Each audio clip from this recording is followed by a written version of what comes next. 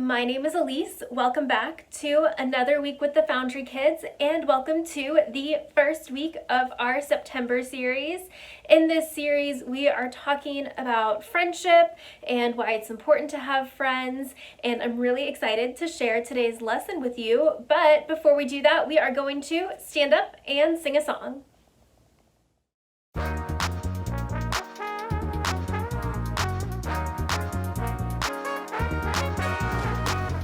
Everybody, everywhere, needs a friend who is always there. Jesus, you are the one, 'cause you showed me that you always care.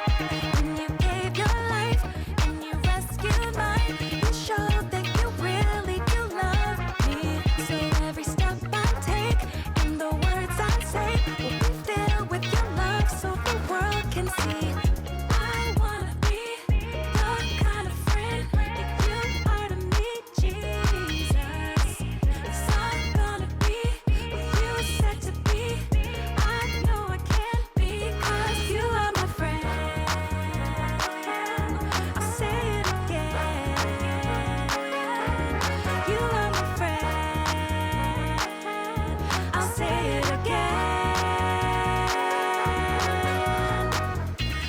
Trust you, we'll never leave, 'cause you said that you'll always be there for me, and you kept your word, so I know it's true, and now I can do the same things you do.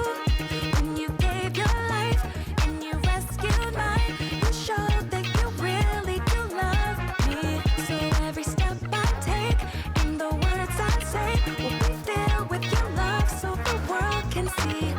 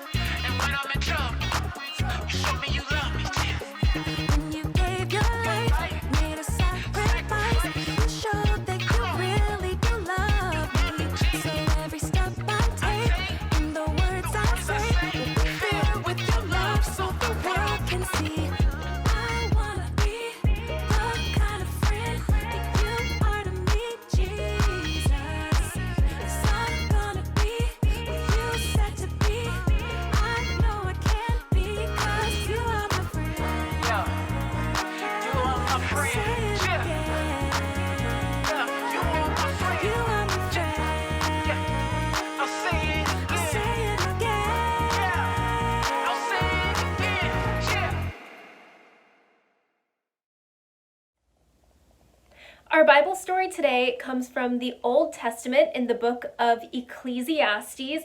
I know that's kind of a big word, Ecclesiastes. We think Ecclesiastes was written by King Solomon, who was known as the wise king. It's said that in the Bible that King Solomon asked God for wisdom and God gave him wisdom. So King Solomon was pretty smart, and he wrote down some really great things. And in the book of Ecclesiastes today, we are going to be talking about why having people around you, having friends around you is important. And so let's go ahead and learn more about that. Time for The Story Before the Story. Today, we're in the book of Ecclesiastes. Much of Ecclesiastes was written by someone called the teacher, who was likely Solomon. Solomon became king while he was still very young. God told him to ask for anything he wanted, so Solomon asked for wisdom, and God gave it to him. Solomon showed such wisdom that people came from far away just to see him. Solomon lived a full life filled with riches and fame and anything he could ever want. But at the end of his life, he began to think about and question what really matters. In Ecclesiastes, Solomon shared what he learned about life under the sun, which is where our story starts. Take it away. Hey everyone, I'm Brian.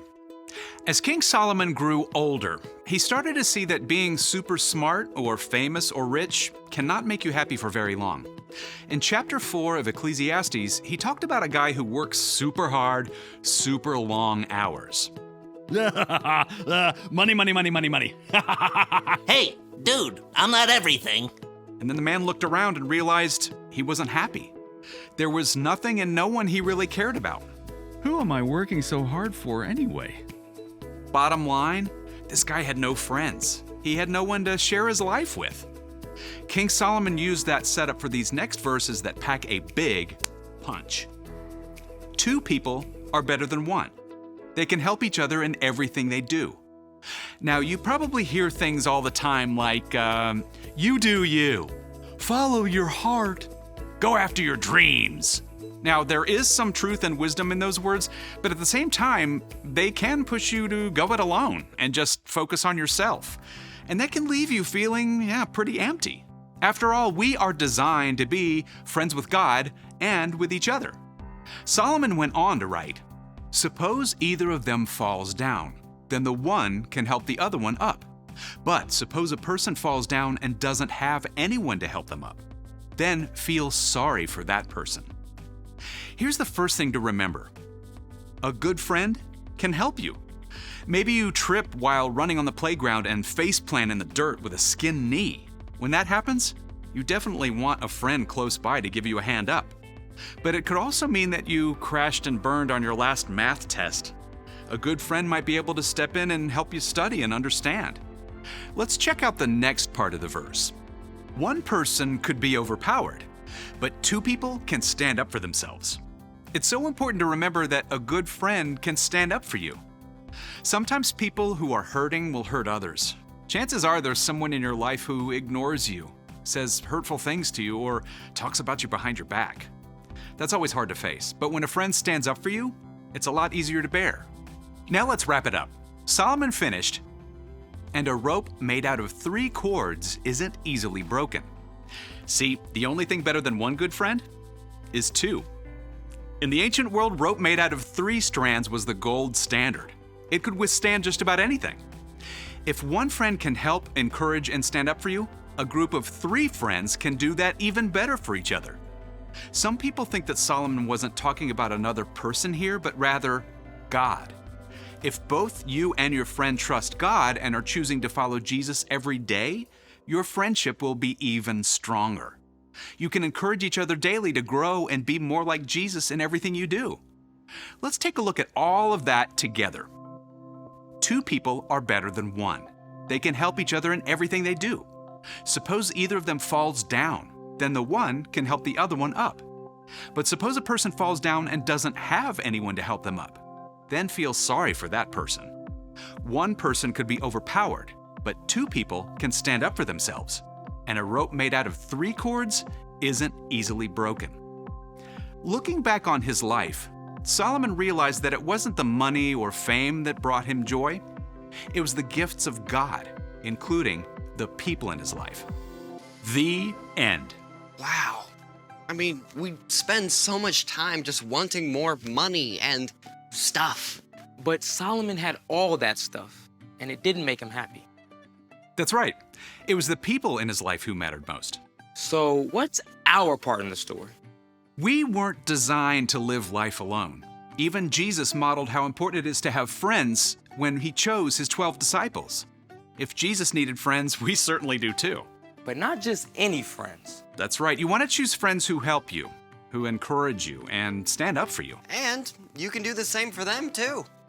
Now, you might not feel like you have really good friends or that the friends you have don't treat you very well, but the best way to get a good friend is to be a good friend. Be friendly to everyone, but look for someone who enjoys the things you enjoy and makes wise choices. Someone who loves, like Jesus. And you might have to step outside of your comfort zone a little and maybe invite a kid you don't know very well to play a game. Keep your eyes open at school and church and maybe be willing to try a new activity where you could meet a new friend. Because having a good friend can make all the difference in the world.